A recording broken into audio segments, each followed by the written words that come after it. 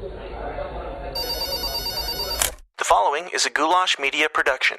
goulashmedia.net. Welcome to the System is Down.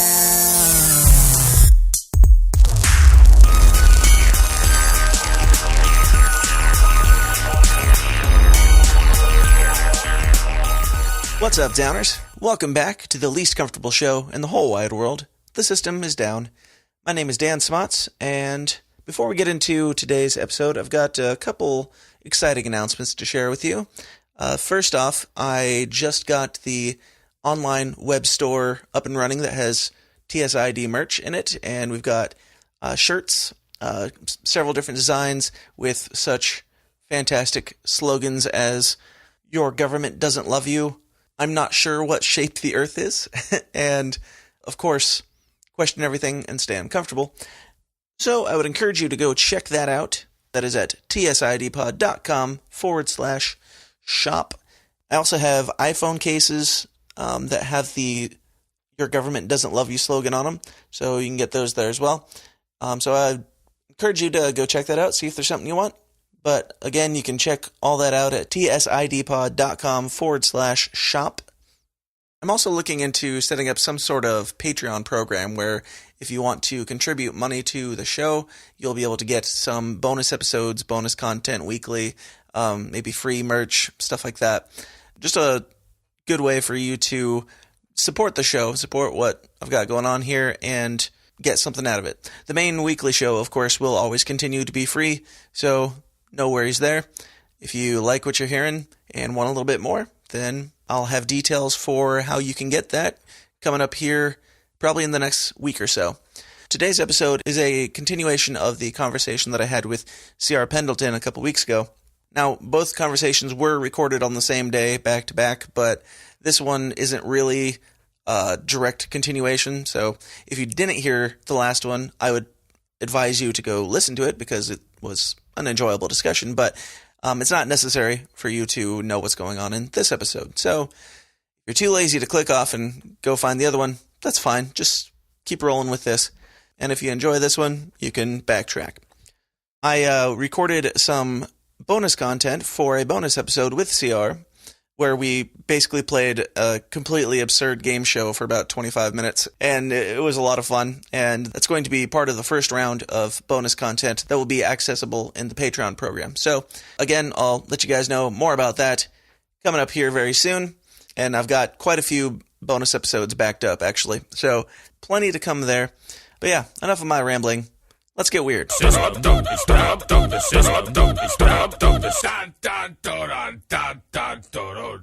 My guest today, again, is the great CR Pendleton, and we left off last time touching on the topics of technology and the religious conspiracy side of technology, where maybe these microchips that people are willingly implanting into themselves for convenience might be the mark of the beast. I'd like to get into that a little bit deeper. So, CR, how's it going? It's going good, man.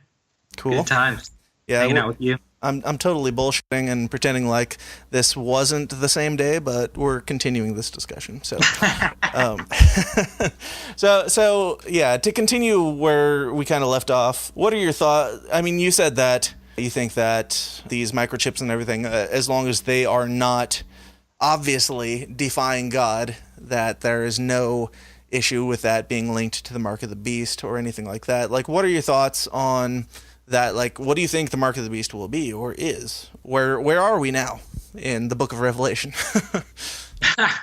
Well, yeah, I mean, we did briefly talk about it, and the catalyst to that was we started talking about Christian media that celebrated the rapture, and there was a whole cultish market for that, and we both grew up in it. Yeah. But the imagery of that stuff was, of people being tortured and their heads being chopped off and that kind of thing, which there is biblical precedent for in the end times. If you're looking at Revelation as part of your eschatology, then, well, I mean, that's where you're going to go. Yeah. And there is certainly foundation for that. But we could look at the Middle East right now and say, well, that's actually currently going on. It doesn't necessarily, because we talked about in the movies that showed guillotines and even little kids getting their heads chopped off, which is, yeah.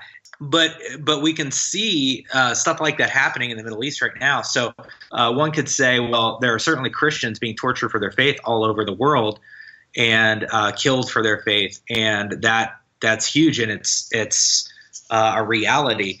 But if you're talking about the mark of the beast, which Revelations does talk about, that there will be a beast and there is a mark that would be that you have to denounce God and Christ specifically, right, and that this mark would be in the right hand or the forehead. Mm-hmm. It's basically grown over time. I remember back in the 80s, they used to think it was going to be a barcode because there was barcode scanners and readers and all that kind of stuff. And then, and nowadays it's in the RFID chips. People are saying that it's likely to be the RFID chips, and that is a possibility. I mean, if you wanted to jump there and come to that conclusion, that is a possibility.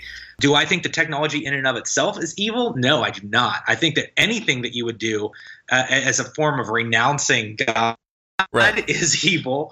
Right. So you don't think that you could accidentally get implanted with a microchip and accidentally take the mark of the beast? Right, exactly. It's and not that's kind of where the church seems to be right now. Yeah. Like, this stuff is evil, so if you get this, whoops, you did it. You renounce God. Right. So I would say, I mean, I don't know how deep you want to get into that stuff, and I would not call myself an expert by any stretch. Sure. If the listeners heard the last podcast, they would know that I am a pastor. I do have a master's of theological studies, but that does not make me a pulsating giant brain of theology. I'm a person who, just like everyone else, I have my limited abilities to process things and my human knowledge, and I do not have the mind of God, right. Or I do not, think like God. God is awesome and sovereign, and sure. We cannot fully understand all his ways. But yeah, the bottom line is like, yeah, there will be a beast according to Revelation, and that process involves the beast weeding people out by both a denouncement of their faith. Is that beast Obama or Jared Kushner? Oh my gosh. If you listen to some of the people that from back in the woods where I grew up, that would be the case. Yep. Well, people are saying it now about Jared Kushner, like Donald Trump's son-in-law, who is being given all this power to make all these international agreements and everything, and he doesn't really have a background in it, but he's a very smooth talker, and he bought some building like in D.C. or maybe New York, I don't know. But the number of the building was 666, and he paid an exponential amount for it, which is a little strange that he did. But me personally, I think it's kind of along the same lines as everybody who thought that absolutely Obama is the Antichrist, and absolutely he's going to run for a third term in office, and we're going to give it to him because he's the Antichrist and he's going to come to power. So, yeah, I mean, I don't travel down any of those paths. I always found it interesting. There was a faction of people that said Bono was going to be the Antichrist, which is really funny. I saw him. I was fortunate enough to be able to go to Paris and see U2 on the recent tour just like 2 weeks ago. And you took the mark to that was your pass to get into the show, right? They put a 666 on your hand or forehead so you could get in. I will tell you, we had to buy the tickets from a third party, and we did not know whether they were actually going to work until we got over there and in the Stade de France or whatever. But it was awesome. It was awesome. Got to see Noel Gallagher open, which was huge for me because I'm a massive Oasis fan. Yeah. They did a good job, but I'm getting off on a tangent now. Sure. Yeah. We've got people saying that Jared Kushner is the Antichrist, and people saying that the world is going to end at the end of this month. Are you scared at all? It's like the 100th end of the world that we've had just in my lifetime. So I am not scared of any of that. That's for sure. No, it's always fun to see these things come across. I don't know. On one level, it's horrific because people just the things that people latch onto and spend valuable time of their life obsessing over. Yeah. So that level is horrifying. So am I scared of that? Yeah, I'm scared of that. But am I scared that the world is going to end? I am not. Right. So, what is your kind of getting back to the where we started with this? Like, what is your thought on technology where it stands within faith and that type of thing? I know there's a lot of people who think that transhumanism is kind of like going to eventually weed out humans and they're going to overtake us. And I mean, we've had thousands of Hollywood movies that have shown that's going to happen, supposedly. Just what's your thought on the technology takeover of humanity? Terminator 2 was oh no. That's where my eschatology really came to fruition. That is a joke. I am joking. That is not true. Yes. Okay, so specifically AI or whatever, transhumanism, all of that kind of stuff, technology taking over. Not necessarily taking over, but kind of being what everybody needs for humanity to survive, to keep going, like people living forever. Do you think that is anti-biblical? Is it anti-biblical? It's not. Well, I would say it's not biblical in that there is no precedent in the scriptures for that. Is it anti-biblical? Would be if someone believes that it is, I don't know, somehow making humans God. Yes, if that becomes the new truth or the truth, the way that people, I don't know, adopt as their reality or whatever. Mm-hmm. Yeah, that would be I would have a problem with that. But I don't think I don't buy into it. I don't travel down that path. I've mentioned before I'm a huge Star Trek fan, yeah, and they covered this years before anyone else did. Yeah. So I love the idea of thinking it through, but I don't believe that it has a place in theology. Okay. So, like, with where technology is going now, do you think, as we progress into this transhumanism culture where people are accepting of these robotic limbs, robotic hearts, robotic everything, like, do you think that is wrong? Do you think that is going to be maybe the next Tower of Babel, where people get so close to Icarus, gets so close to the sun that he gets knocked down? Do you think that is kind of the case where we're going? I mean, it seems preposterous now in 2017. However, technology is so rapidly increasing. We are transplanting heads and stuff like that. Like, we're getting to a point where, like, where's the cutoff? Where do you think that we're going, and is that a problem? I don't think that anything man-made in and of itself is necessarily wrong. What I believe is wrong is when we worship anything. Now that arms and hearts and technology that helps us in life, or is even just an addition to our ways to communicate or socialize with each other, any of those kind of things in and of themselves, I don't think there's anything wrong with that.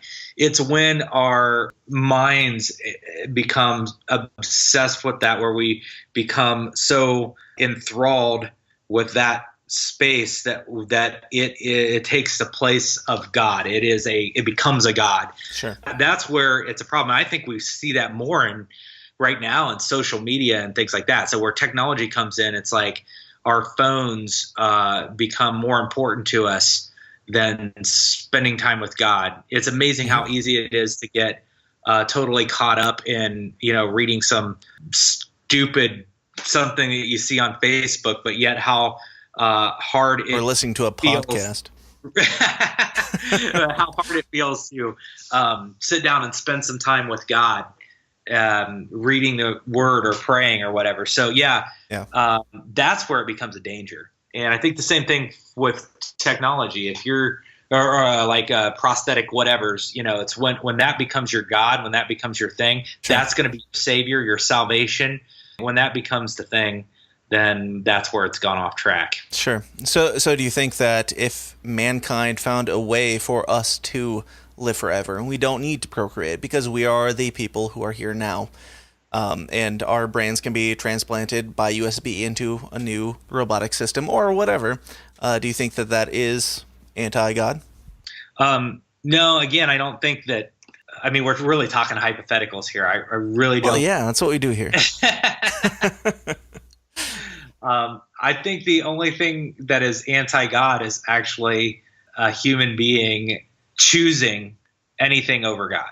So when you, again, we talked before about the original sin, it's the doubt that God doesn't love us and isn't taking care of us. It's that little You mean seed the of doubt that God does love us? Oh, yeah. I don't know. It's having doubts that God would love us and take care of us, and then acting on that, going the other direction, relying on other things, choosing other things as a way to self-protect or save oneself, is when we are denying God, and that's anti-God, if you will. Sure. So do you think that we could live in a world where, obviously this is all hypothetical, but if technology gets to the place where some people seem to want to push it to, where these humans, these brains, mentalities, souls, whatever you want to call it, are living in robots and live forever, do you think that God would have a problem with that? Or do you have a problem with that in the spiritual aspect? Because at that point,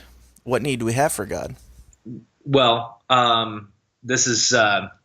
So we're in the hypothetical. You're a sci-fi guy. You should enjoy this. Right. No, I totally think it's the sci-fi mixed with actual theology that gets complicated. Because I love the idea of being able to download someone's being into something as a concept. I don't think that it would actually look pretty or be a great thing in real life. Yeah. But it's fun to imagine, right? Yeah. So like a flat Earth. Oh man, so it's fun to toy with crazy ideas, but no, like actually, I think the thing is believing that one's soul can be transplanted, that the essence of one's being, the breath of life that is in one, can be transplanted into something artificial. I really doubt that that's a possibility. I think being able to download one's experiences, even if they're so I'll travel down the sci-fi thing. Let's say you're able to digitize someone's memories. It's somehow able to be put into some sort of binary code of some sort that can actually be stored, and all of their choices, and let's just say that you can mimic what they were. Yeah. You have the programming and the algorithms in place, and it's able to make choices and decisions based off of previous choices and decisions that were made. That is not the breath of life, I believe. Yeah. I think it's just like programming any computer now with its limits and technology. So I could program a computer now to make choices for me. I've done this in the past. I've done this in the past. I've done this in the past. It's got different OS. Yeah, exactly. Yeah. And we see that a lot in like in Hollywood and movies and stuff like that, where people, their brains are transplanted into things, and it, for the most part, on the surface, it reacts the same, but it doesn't have the soul, the real heart of the matter. What are your thoughts on, like, I don't know if it's happened yet, but I know it's in the process of happening, the guy who is literally transplanting his head from a body that is immobilized, transplanting his head and his brain and a little bit of his spinal column over to another body. Do you think that taking the brain, what contains and controls the soul?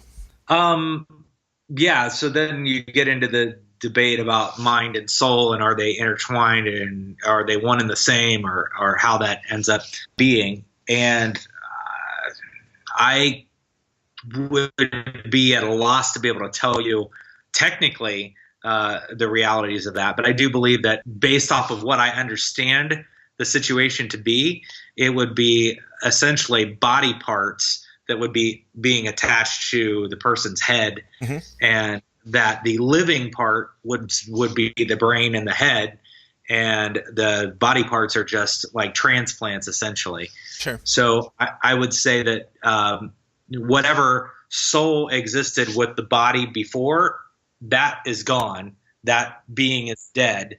and then the life of the current individual with the head is probably the soul that would be continuing on to live with these transplanted parts. That would be my guess. Sure, yeah. We only speak in hypotheticals here because none of us are scientists or know anything at all, in my opinion, which is what we talked about in questioning everything and staying uncomfortable. But it's very interesting to dissect, for sure.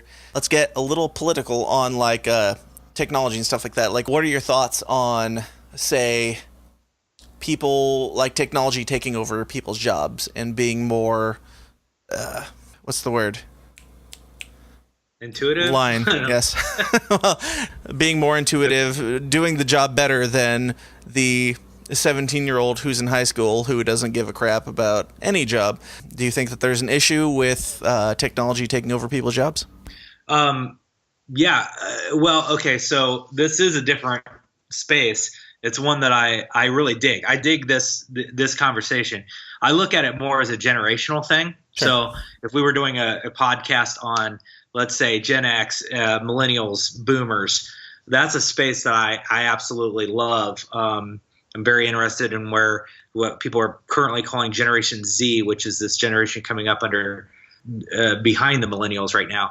Sure. And I think what you're talking about, it really affects that generation and the ones to come after them. So my feelings on it are this. I think that it's inevitable.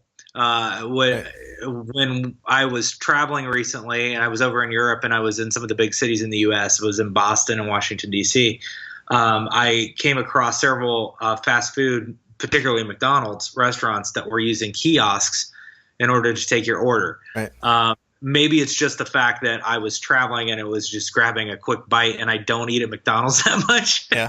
Maybe this exists a little bit more in my local neighborhood, but I haven't seen it around here. And but I did see it in, where was it? It was Vienna or Prague, and definitely in Boston and Washington, D.C., I think. Yeah. Anyway, so that was my first experience with the kiosk ordering, and it was great. It got the job done. You just go through. It's like a computer, and you just punch in what you want, and you go up to the counter, and your order comes up, and you're good to go. Yeah. So is more of that going to happen? Absolutely. Mm-hmm. Because you have, again, I am a libertarian. Typically, I would call myself a conservative libertarian, but sure.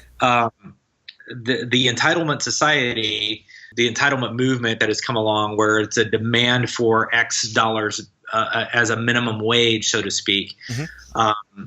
Again, I understand the premise. I don't want to demonize all the people who demand a minimum wage, but the reality is when you drive up the cost for basic things, it costs more for everybody all along. So it's like, okay, well, if you want to charge more for somebody, or you want to pay somebody more to make your hamburger, then the company is going to have to charge you more in order to do that. And then it eventually drives up the cost of everything. And so you just continue to, the cost of living will continue to rise as a result of inflating the minimum wage or lower wage jobs. Yeah. So do I see more of that coming? Yes, more of that's going to come. Do I like that? I don't like it. I don't like technology replacing human beings, but I do think it's inevitable. I think it's a shame that kids won't be able to do the work that they were able to do when I was a kid, but I know that makes me sound old. But I also think that it's a massive disservice to the younger kids that they're not able to get out there and work for their, to experience that type of thing. I mean, I've been working, I'm going to sound a little bit like Ron Swanson here, who had 2 jobs when he was 9, but I mean, for any Parks and Recreation fans. You've always sounded like Ron Swanson from Parks and Recreation, so. There is truth there. A little bit less of a glorious mustache, but still. But basically, I've been working and paying in taxes since I was 13. My first job was on a golf course in Cartersville, Georgia. And I've been, working ever since. In high school, I had 2 jobs. I mowed lawns. I was able to do all these things I don't see kids doing these days. And it's kind of become, I don't know, people look down on you. Like my kids are in the age range when they could be mowing yards. My daughter is 12. I Yeah. was mowing lawns when I was 12 years old. So, but if I put my daughter out there mowing lawns, or I said, go ahead and go make some money mowing lawns, people would look at me like I was a child abuser. It's like, how dare you put your child? You're still in a there? different social class than I am, because they wouldn't look down on that here. However, there are cases of the government in certain states or cities saying that if you're going to mow lawns, then you have to have an LLC for it, Right. which is bigger corporations kind of trying to weed out the kids taking their jobs. Yeah, there's stuff like that. I think it's terrible, number one, but I also think that it's also a way for the government to control things. You know, the more that you have to work through the government system in order to get anything done, the more bureaucracy there is. Of course, as a libertarian, I'm opposed to that.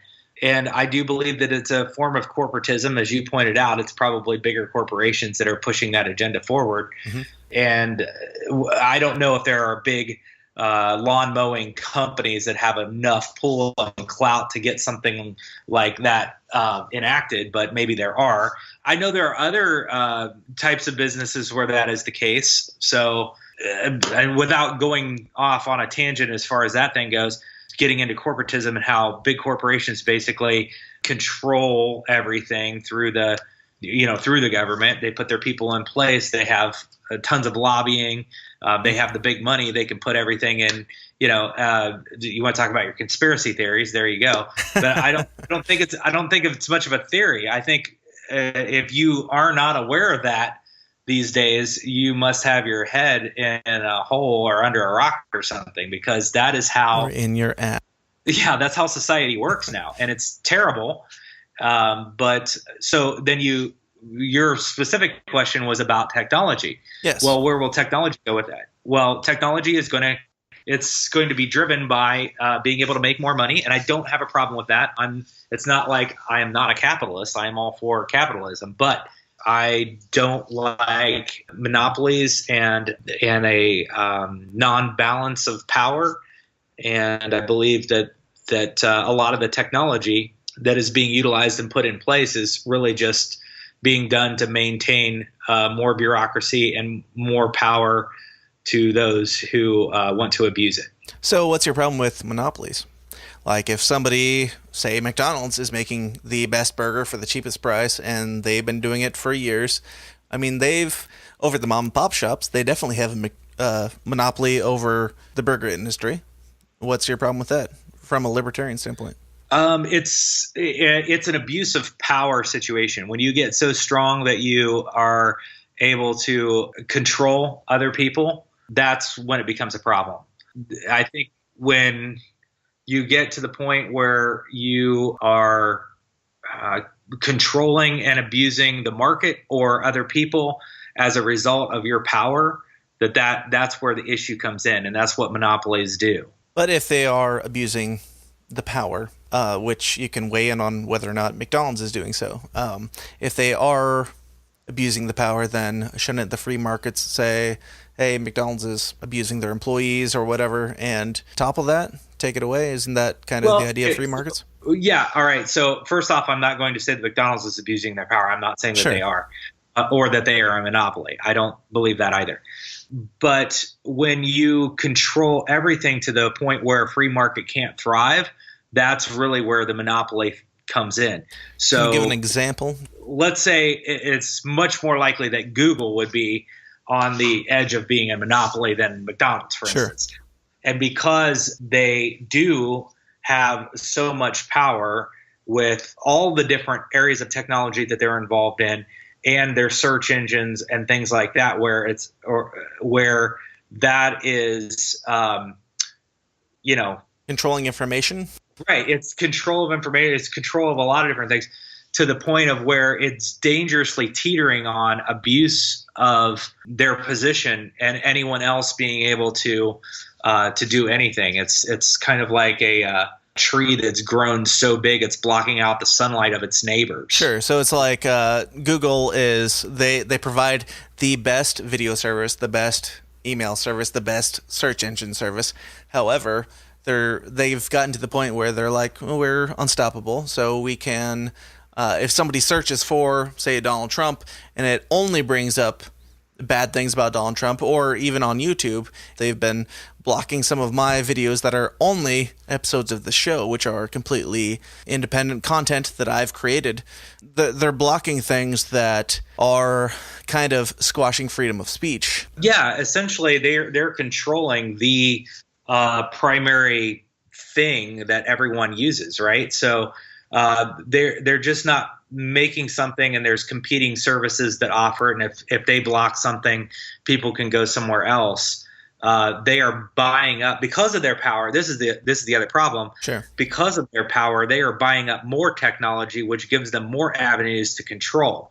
Yeah, when I got into YouTube, that was not a Google thing, and now it's completely overrun by them as well. Right. Okay. So yeah, where I was saying a few minutes ago, where the tree blocks out the sunlight to the neighbors because it's grown so large, it's sucking up all the resources and blocking an awesome thing for anyone else.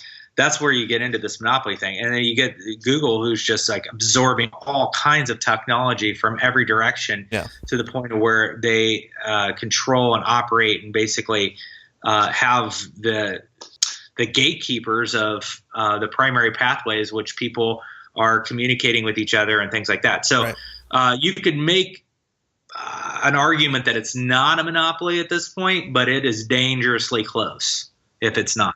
What is your definition of monopoly? Well, I'm trying to remember what the technical definition of it is. I shouldn't even say this. I do have my undergrad is in business, so I think it's when a commodity is over controlled by an entity. Yeah. So, like you own all of the timber in the world or something, you have a monopoly on the timber. Yeah. So what email service do you use? Gmail. Of course. Yeah. Google. And why is that? Mostly because the organization that I work for, they use Google as their platform for all the internal communications, like Google Drive and all of that stuff. And it's all set up with our email addresses and all of that kind of stuff. So sure. Is it not because it's the easiest and the best product that has been given in that situation? It kind of is, although I'm not advocating for Google at all. As a conspiracy theorist, I hate that I'm still using Gmail and YouTube and all that stuff, but they are giving the best product. Well, there was things about Yahoo that I liked better, like how it was able to flag emails. When I was working for you, you're the one who pulled me over from, I think I was using Yahoo or something, and then you pulled me over into Gmail because that's what your company was using. So there's a reason for it. There's definitely value in it. Switch. I used to love Yahoo. I was actually probably at one point, I was all about Yahoo because we used to use them for our getting our domains and doing hosting and all of that stuff. Then Google Docs came out, and then Google Drive, and just being able to use spreadsheets and all that kind of stuff became a thing. So it just worked out better for us to go to Gmail addresses. Yeah. So are you a hypocrite? Just like I am? I'm definitely a hypocrite. Yeah. It sucks that you guys are doing this, but good job. I like it. Let's keep using it. Hey, Dan Smots here. I'm taking a second to interrupt myself talking to talk about myself because, I don't get paid a penny for the hours and hours that I put into creating this show for you guys and your greedy little ears, and I've got a family to feed. To make that happen, I run my own media business called Goulash Media. If you have a need in anything from video production to graphic design to audio production and beyond, you can get it all for a painfully fair price at Goulash Media. In video, I do weddings, music videos, commercials, pageants, plays, etc., etc., etc. For design, I do photo editing, album art, logos, branding, business cards, merchandise, you name it. For audio, I do engineering, production, editing, jingles, and, podcasts. So if you've got a media need of any kind, or if you'd just like to give a little something back and help keep my children fed, check out all the endless options at my website, goulashmedia.net. That's goulash, Goulash, media.net, where we cater to the little guy with the big vision. Okay. Yeah, I'm not a fan of how it's being gone. It's like Facebook. I hate Facebook. I can't tell you the ways that I hate Facebook. Yeah.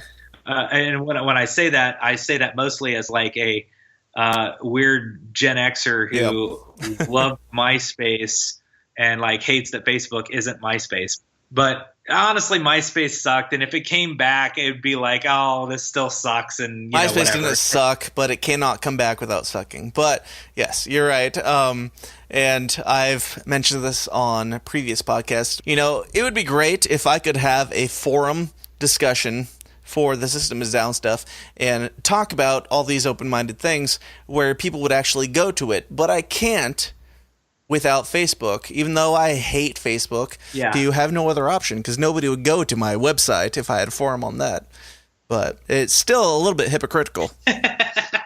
Who uses websites anymore? Like, nobody uses them. I shouldn't say nobody, but it's really rare. I'll even I'm trying to find a restaurant or whatever. I'll Google it. Yeah. And then maybe I'll use TripAdvisor, but whatever Google and TripAdvisor doesn't tell me, I'm not going to typically click on their website unless I'm like really trying to find a menu, but half the time they don't even have a menu or you can link it out from the Google site. So yeah. So technology, basically this is where we are. This is a reality of our existence. It's going to get worse for the next generations to come. Worse, or is it going to get better? Some people think that. I mean, I don't know.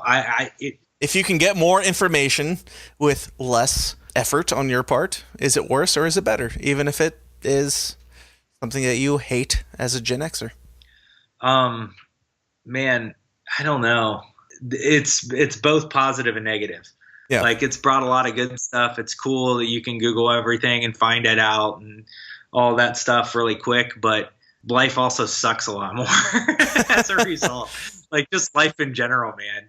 It was maybe I'm too nostalgia heavy, but I look back on the 80s and like when I was a kid, it was just a better time. Kids were not like, had their faces buried in devices, and our identities were not tied to how many likes and engagements we got on social media. Right.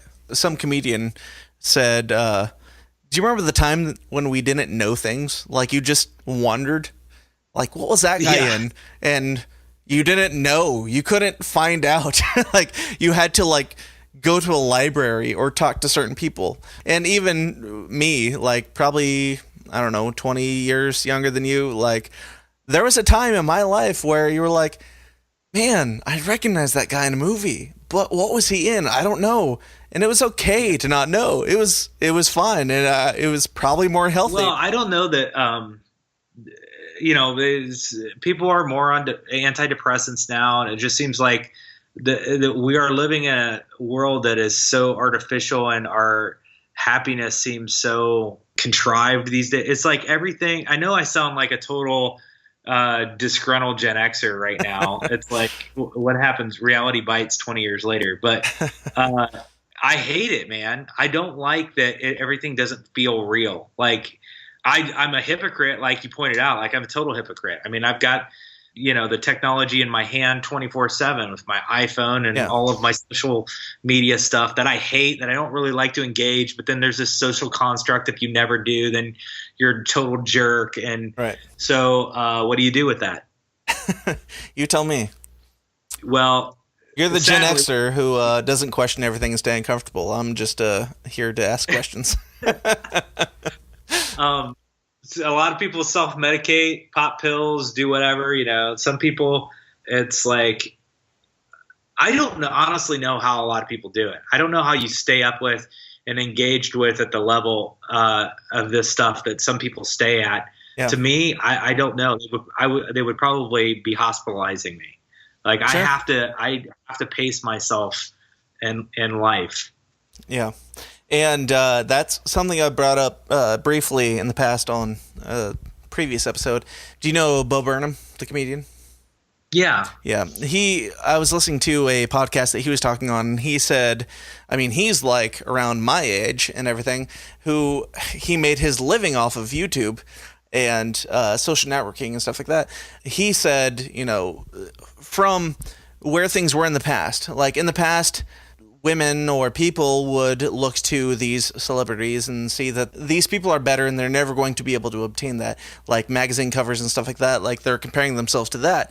nowadays, and especially with future generations, and I have concern for this for my kids, like, things are so vastly different from then. Like, it's not just magazine covers, it's your friends on Facebook. Like, everybody's showing the most beautiful aspects of their life. They're showing the most perfect thing that they can. They're showing these selfies where they're taking it at just the right angle. They're showing just the right features of their anatomy. Like, even people that they went to school with, they're seeing all these people having it better than they are. Like, everybody is having this great, flowery, beautiful life, and they're not. And I mean, realistically, those people aren't either. Do you think that is an issue that's going to bring us into a downward spiral, like higher depression rates, higher suicide rates, stuff like that? Well, okay, so yeah, your question. There's a lot of different paths I could travel down. If I travel down one path, it's going to sound like I'm like everybody has sounded for the last 40 or 50 years. Like, the future is going to be terrible, and how will anybody survive? I mean, they're going to be eating fast food all the time, and they're going to have two cars in their garage, and they're going to have more than one TV in their house. It's going to be terrible, right? Okay, so then that leads me down two other paths. Basically, one is that it's an identity issue, and that no matter what it looks like in the future, it's a matter of our identities. And again, I'm going to come back to my Christian faith, but that our identities are rooted in Christ, and that we have to hold on to that no matter what. So if this was 100 years ago, and you were living on a farm, your next door neighbor might be getting a new tractor or whatever, and you're going to have, there's still going to be a comparison and identity. You saw a Polaroid picture of your next door neighbor with a tractor, and you were jealous of that. Right. Yes. I mean, Polaroid picture 100 years ago would be pretty impressive, because I don't think they existed. Okay, whatever years ago. I don't know. I wasn't alive. So there's that identity issue, which I think no matter what age and time frame you're in and where the comparison comes from, it is so critical that your identity is in Christ in order to navigate any of it. But the other path that I would say is, it's such a problem with the comparison thing, as far as you pointed out, kids are comparing each other to other kids or whatever. I think there's a comparison to a false reality. Like you mentioned a little bit ago, it was like, you're never going to look like that supermodel. Right. Well, 30 years ago, looking like that supermodel meant it was the perfectly posed picture and maybe possibly airbrushed. But now it's like elongated legs and photoshopped and all that kind of stuff. So you're comparing yourself with alien bodies. You're never going to match that level of perfection. So that's the other side of it. Not only is your identity going to be screwed up because you're going to be feeling lesser than and comparing yourself to other people, you're comparing yourself to an absolutely unrealistic, fake made thing at this point. Right. And then you go beyond that.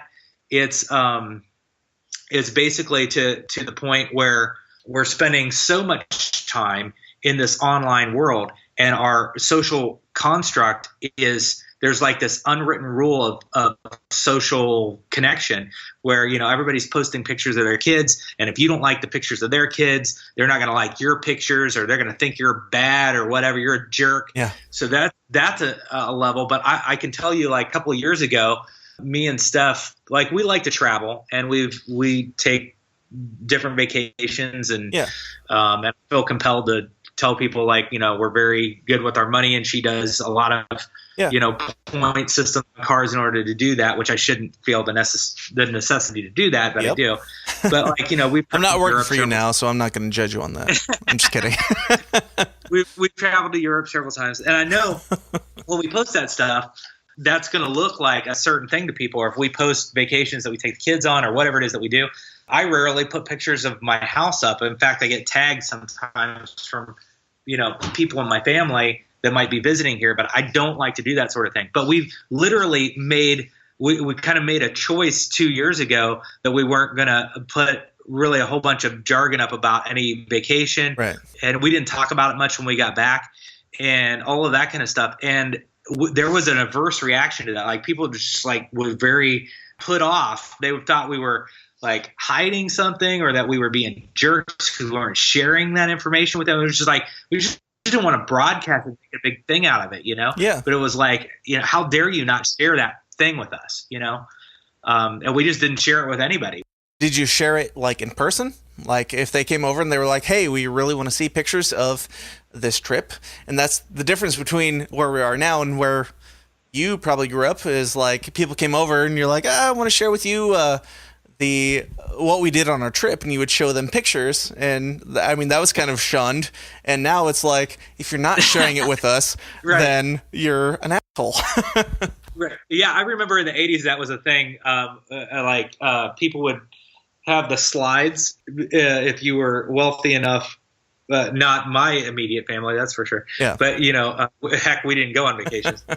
But if we did, it was like pile in the car, kids. We're gonna go maybe down the road to the campground. I don't know. Anyway, but yeah, people would show their vacation pictures, and I remember the jokes from back then being tortured into having to go over to people's house and watch their silly vacation pictures and stuff. So what's the difference there? Like, why are people demanding it now where they hated it back then? They hate it now, but they can opt in from their own couch. So where you'd go over to somebody's house and it would almost be like you were forced to watch their situation. Now it's like you can opt in, but you're not going to look away. If somebody's posting all their stuff online, you're probably going to look at it. Yeah. And you're going to hate the fact that you looked at it, but you're going to look at it. Right. So back to my original topic, the generation now and the generation coming up, where they see the people who they went to school with having the best lives that they can, even though it's not real. Do you think there is detrimental value in that? Yeah. Again, the Christian aspect of, if your identity is not rooted in Christ, then yeah, there's going to be people are going to see what they want to see in that. Let's be honest, nobody's that perfect. Do you think that it will affect them? Because there's plenty of Christians who are depressed. Right. No, yeah. The truth is, yeah, everybody struggles with that to some extent. Mm-hmm. Do I think that it's a hard and a tough thing and causes more problems certainly than good? Yeah, I do. Yeah. And I think that people have a false sense, the grass is always greener on the other side. They might look at former relationships that they had, somebody, an old boyfriend or girlfriend. They're seeing their family and their life and going, being sparked towards that kind of stuff. If you're talking about high school people or whatever, people from the past, yeah, I think was your question. But yeah, is it? I don't think it's going to be shocking to any of your listeners to say that you'd be hard pressed. You can make an argument to find good that is coming out of the social online community. Yeah, there are things that are good, but yeah. I don't know how that will end up being interpreted. But I can see it now, even in how people of my generation respond to it. There are certainly marriages that have been affected by it, and people that have been torn apart because they see things online and they want to reconnect with that. But I will say that I see with my own daughter, they don't engage Facebook. It doesn't seem like this younger generation is that much into Facebook. Yeah. It seems like mostly the soccer mom crew, but the younger kids seem to be really into Instagram and Snapchat and stuff like that. So yeah. And I see it a lot with these kids on Instagram. It's like they'll post something, and if they don't get so many likes in a certain amount of time, they really get depressed. They get down, like people don't like them or whatever, Right. Or if they don't have enough followers and their friends have more followers, it's like they think that they're lesser than people because not as many people follow them. It's that kind of stuff. Now, in my household, it makes for some good teachable moments and conversations about where your identity needs to be rooted, but it's certainly when you're talking about that real quick, do you allow your kids to have Facebook accounts and stuff like that? Only my oldest, who is 12, and only one. She's only allowed to have an Instagram, at which point I have full access to it. Sure. And it's private. She did want to start an art account, which is public, and then that one is just for her posting art. But I can see and know everything that's going on and all of that kind of stuff. Which, to be honest with you, I kind of like Instagram for that. It's a little bit more controllable as far as the, in and outs and stuff. Yeah. So that seems to work. I won't let her have Snapchat, which, is a big issue because it's like, oh, my friends have Snapchat and stuff like that. Yeah, all your friends have Snapchat, which was literally started, in my opinion, as a dick pic issue. Yeah, right? So, the answer there is no. Although Instagram has gone a lot down the same path, it doesn't seem quite as, I don't know, it just doesn't seem like it has quite the potential of evil as Snapchat. It's out in the open, and it's less article based. It's more just pictures and people commenting on pictures. Do you allow her to post selfies and stuff like that on Instagram? I don't control too much of what she likes. I monitor it though, and I've been pleasantly surprised that it's she seems to stay within a certain realm of I think she has a pretty good concept on what is healthy. Sure. But and then there's also naivety too. I mean, she's 12, right? And kids, a lot of times they don't fully understand everything that they're clicking on, which is another. They don't see the evil in the world. Yes. Right.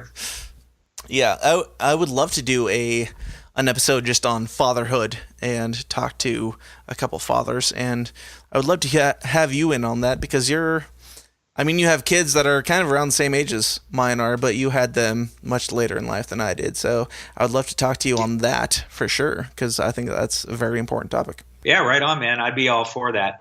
Those are things I care about. Honestly, I know it's not so much in the conspiracy realm of where you've been traveling. This is not a conspiracy podcast, no matter what everybody says it is. It's not.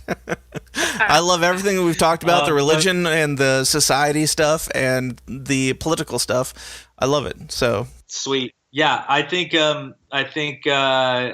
love your idea of the fatherhood cast, and I feel like podcast, and I feel like another huge area is in men being men, growing up, being actually masculinity and femininity, and that whole space.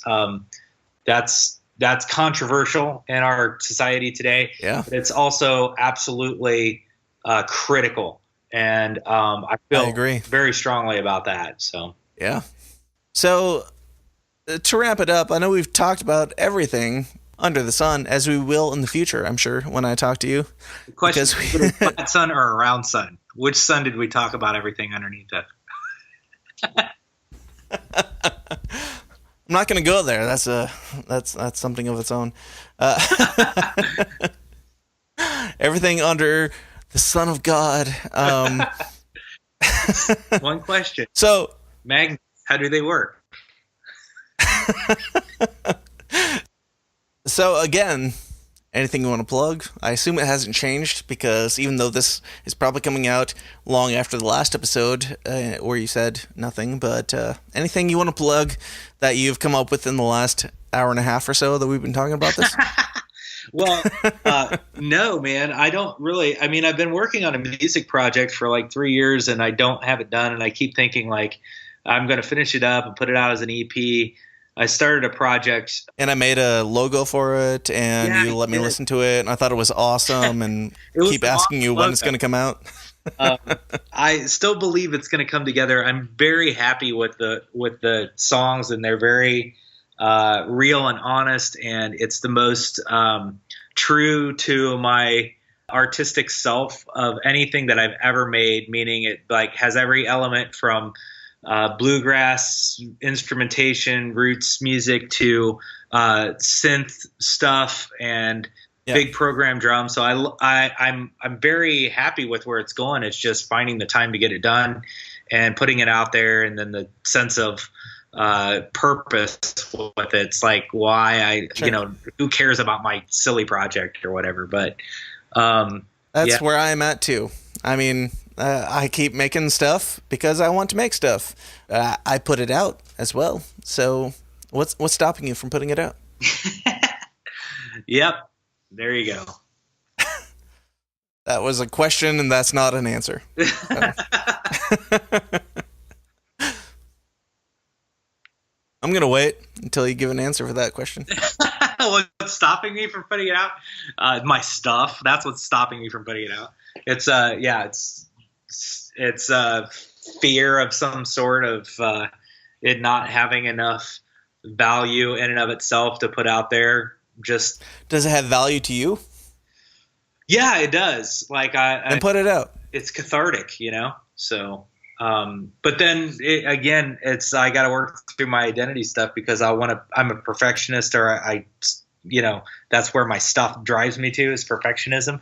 And so I will obsess over the mix of it. I'll be like, oh, well, this sounds good to me, but I've listened to it a million times and it's not going to be.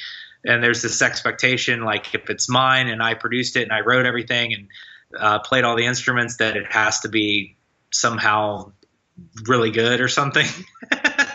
Now, I'm in the exact same mindset, and I put out a podcast episode every week. So if you're for cathartic and therapeutic, then put it out. See what happens. Well, what's stopping you? I sort of started with, because I did the CR's 1 minute cover things. And so that's my version of the podcast, where it's like I can start to put that out. And it's fun. Like doing those little songs are fun. Yeah. And, I don't know, something to do. Whatever. I'm not going to grill you too hard on this, but any final thoughts? Technology, God, what do you want the people to know? Want the people to know I'm a broken person. I've got plenty of issues. I am only able to talk to you because of the grace of God. So why do you feel that way? Not to break into your final monologue, but right. Why do you feel that way? Well, because it's true. I mean, the reality is like I'm a broken human being. I have my share of issues. I can see the grace of God enacted in my life. The fact that I am able to be married and be a father and now be a pastor and even be a friend is only due to the grace of God, because I think that I spent a lot of time being an unhealthy person, hiding through my outward creations, be it music or whatever. And that was the way that I related with people and did what I did. And it was unfortunately there was a lot of unhealthiness in all of that. And so I hear you. So I could go on and on about that. But the truth is I do feel very grateful for where I am in life. And that's only by the grace of God. Absolutely. Well, CR, thank you so much for coming on. It's always a pleasure when I get to talk to you and pick your brain a little bit. And I hope that we can do it again in the very near future. Absolutely. Thanks, Dan. Yep. Have a good one. Bye. Hey, guys. Thanks for sticking around to the end. I hope you enjoyed my discussion with CR Pendleton as much as I did and always do. So, of course, here's all my obligatory plugs that I got to throw out there because you guys keep ignoring me every time I say them. So, got to keep putting them in here. 2 new ones. Patreon program or support group, something like that, coming up very soon. Keep an eye out for that, where you can get some extra bonus content, merch, what have you. Probably a lot more incentives. Maybe not. Who knows? Online merch store up and running. tsidpod.com/shop. A bunch of cool designs in there. Go buy something. And, of course, all the classics. Look up the show on iTunes. If you didn't know, it's called The System Is Down. Write us a nice review and subscribe to it. That's always helpful. Check us out on Facebook at fb.com/The System Is Down. And follow us on Twitter with the handle TSIDpod. And, of course, if you haven't already, come join in the forum discussion that we've got going on Facebook. It's a private group, so you'll have to ask to be a member. But if you look like a real person, I'm happy to let you in. But yeah, we have fantastic conversations on there about everything under the sun, the most ridiculous things, the most serious things, anything you can think of. And I always take into consideration any suggestions that people give me about the show. So come on there, talk to me, talk to us. It's a great time. You can find that by going to tsidpod.com/forum, or just go on Facebook and type in The System Is Down Forum and click that join button, and we'll get you in. But yeah, if you could help out and do all that stuff, I really appreciate you guys listening and supporting the show, spreading it around, getting the word out. It's Very helpful, and hopefully we can grow this thing up into something bigger and better. I don't know. I don't really have an agenda, but the more excitement that I hear from other people and the more people want the show, the more you're going to get of it. So keep up the good work, and I'll be back next week to talk to you guys again. Until then, question everything and stay uncomfortable. Thanks. This has been a Goulash Media production. goulashmedia.net. This concludes our broadcast day. Click.